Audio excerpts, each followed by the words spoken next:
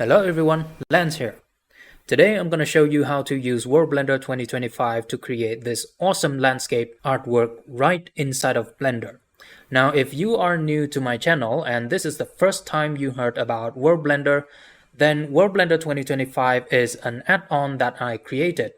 It is a collection of node groups in Geometry Node and Shader Node editors. These node groups will enable you to create awesome landscape from start to finish, from generating the mesh to simulating erosion to shading and scattering assets. All the tools you need to create an awesome landscape is included in World Blender 2025. You can buy World Blender on my Gumroad or my Superhive Market store. I'll put the links in the description. Now, with no further ado, let's get started.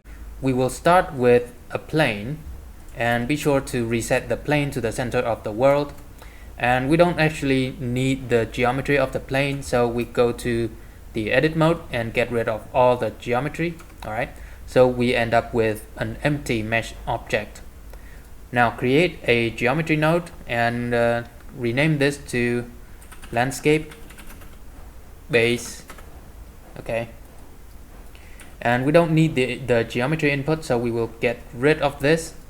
Now we can create a new landscape using the create landscape node. So connect this to the geometry output, and this landscape is 1 kilometer apart. I want the landscape to be a lot bigger, so I'm gonna set this to 4,000 and this to 6,000. So it's a very big landscape. By default, you're not gonna be able to view the landscape this way, because by default these numbers are 0.1 and 1000. It's gonna be something like this. So you have to increase the clip start and clip end of the viewport to something very big in order to view the landscape properly. First, let's create some mountains. So I'm gonna use the chip displacement. It's gonna be in the displacement and in the core section, right? Pull in the chip displacement, and we have some displacement right here, but these mountains are very small. I need very big mountains, something like 3 kilometers apart. And after a little bit of experiment, I ended up with this mountain formation using these parameters. Using these settings. Now let's have a look from the side. You see the base of the landscape is perfectly flat and the mountains are growing on a very flat surface, which I don't like. I want the base of the mountain to be something like this, and then we grow the mountain, the smaller mountain like so. So let's get back here and let's scroll down a little bit. Okay, we will use the noise displacement to displace the landscape before using the chip displacement. So for this noise I want something very big, like 4,000, and set this to something even higher, let's say 900. You see, that's better, but I need to configure this a little bit more to find the noise that I like. For example, I can change the W value to change the noise itself. Alright, I like this formation, but I need a flat area, a valley of some kind, to have the forest as well as the camera. So to do that, let's create a Bezier circle, and I'm gonna call this clearance guide. There we go. And go to the object tab, scroll down to the viewport display and turn on the in front option. This will make sure that we always see the Bezier curve.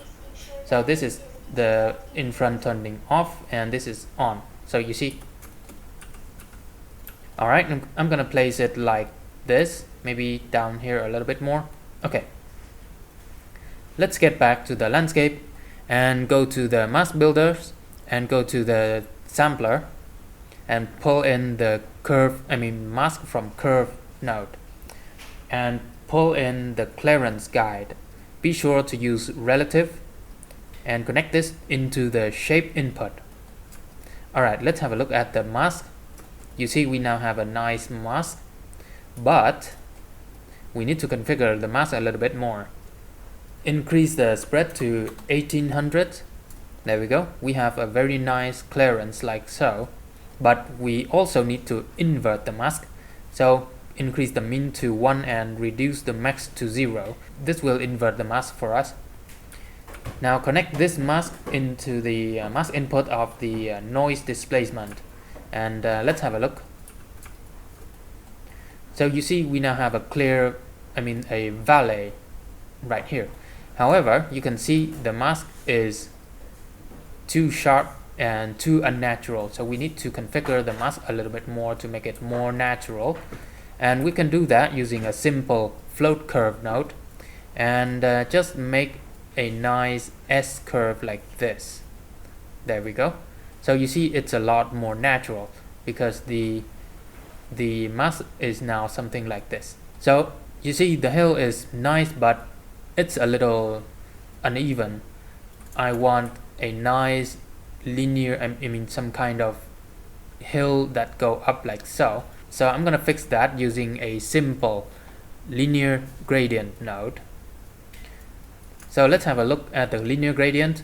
So you see it's this way, and I need the gradient to be this way. We can do that by rotating this by minus 90 degrees. There we go. And increase the size of the gradients to something much larger, let's say 3500, and offset this a little bit. Okay, like so. And finally we can increase the height, let's say 800.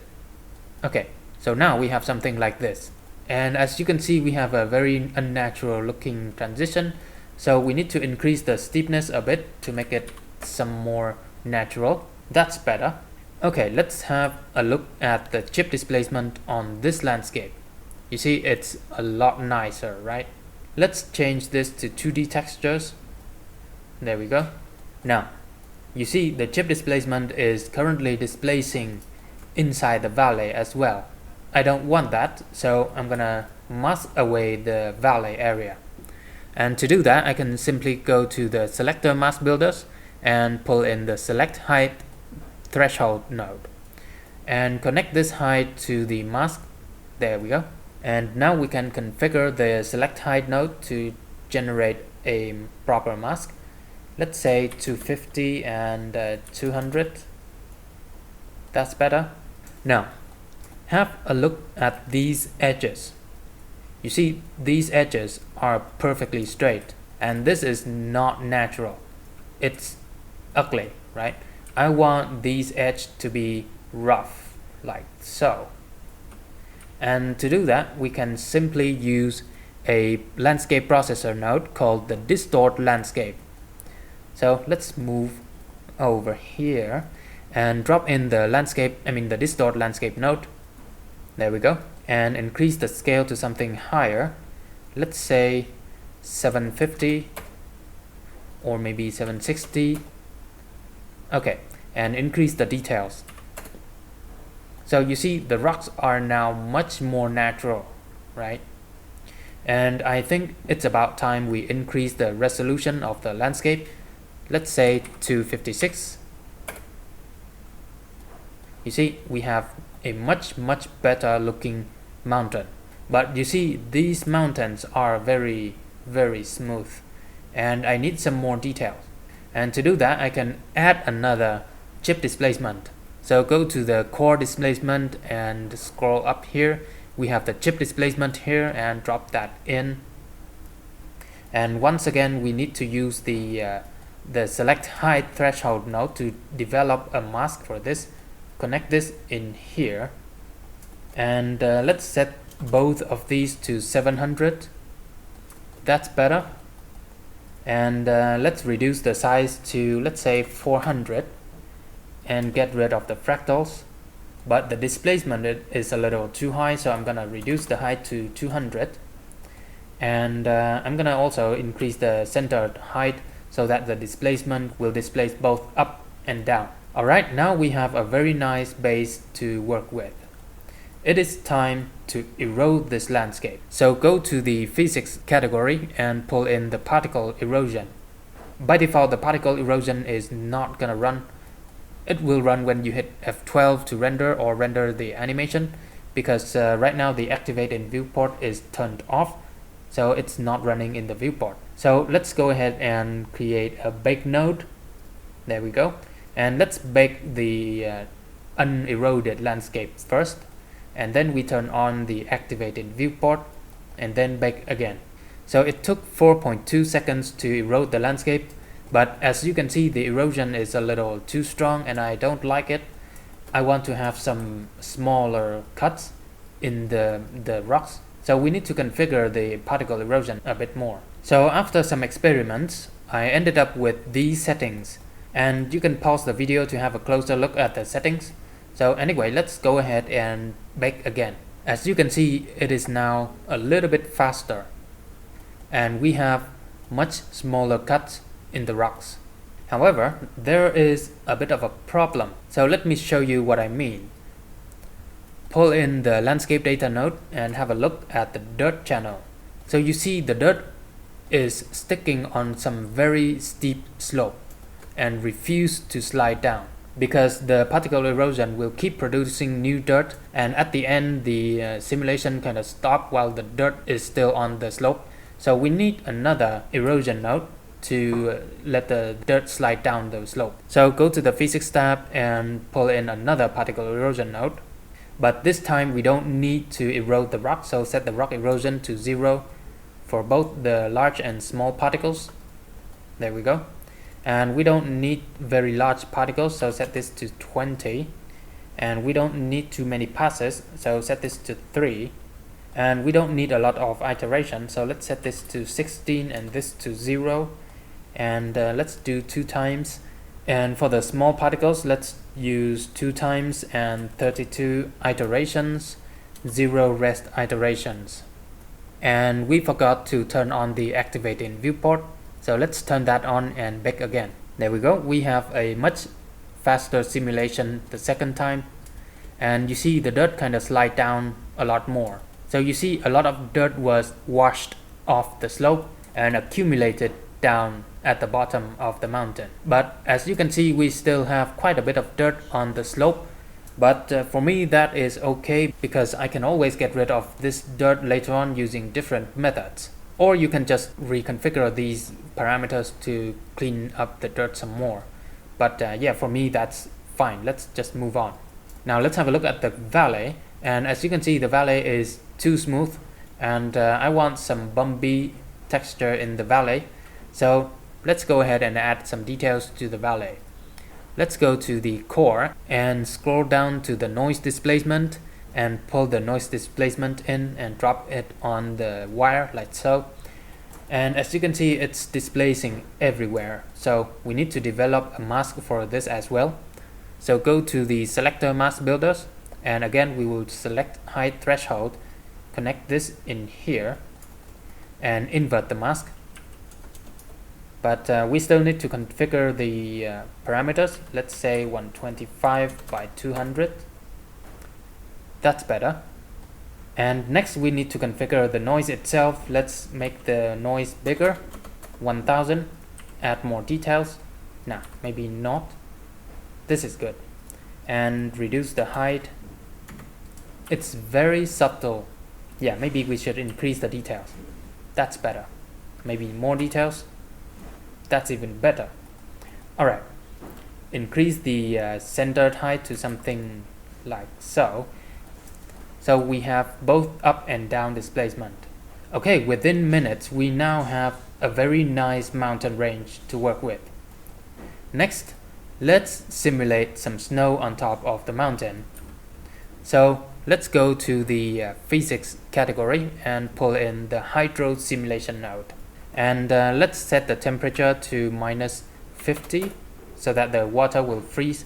And since we don't need any running water, we can just turn off the water over time and increase the amount of water to something like this. And since we just need the snow, we can just get rid of the flow of water as well. Reduce this to 0.4 to slow down the flow of water and get rid of the evaporation rate. And increase the snow rest angle to 45 degrees. Alright, And let's reduce the iteration to 64 and no rest iteration at all. Now by default it's gonna override the flow channel of the particle erosion node here. So I don't want to override the flow channel, so I'm gonna just create a new flow channel called flow 2. And I'm gonna bake again. Alright, turn on the activated viewport and bake again. So it took less than 1 second to bake the snow. Let's have a look at the snow channel.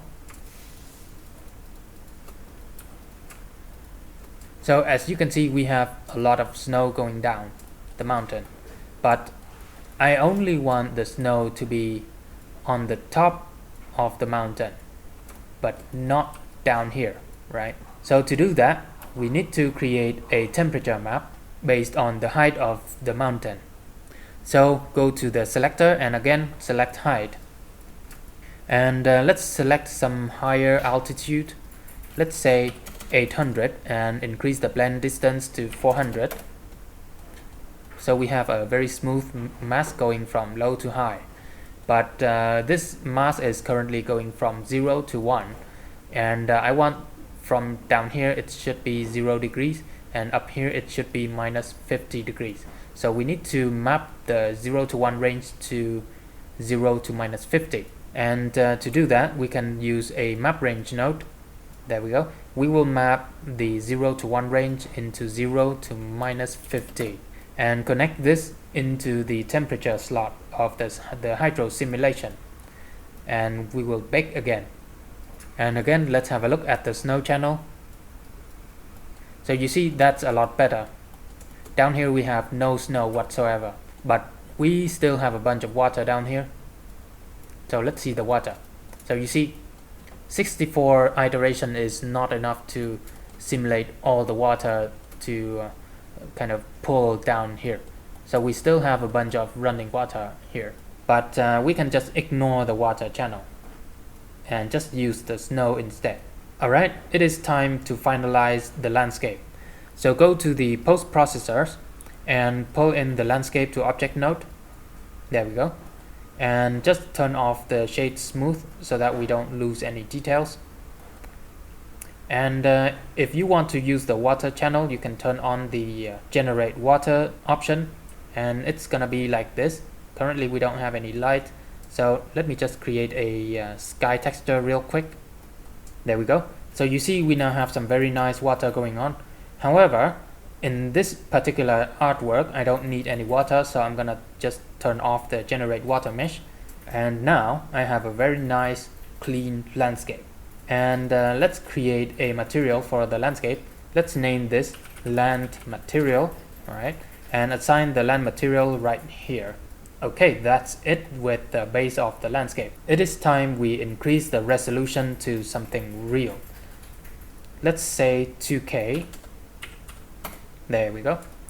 And we will need to bake the landscape again. We will bake this and bake this. Or you can just connect this over like so and get rid of the bake here and just bake once like right here.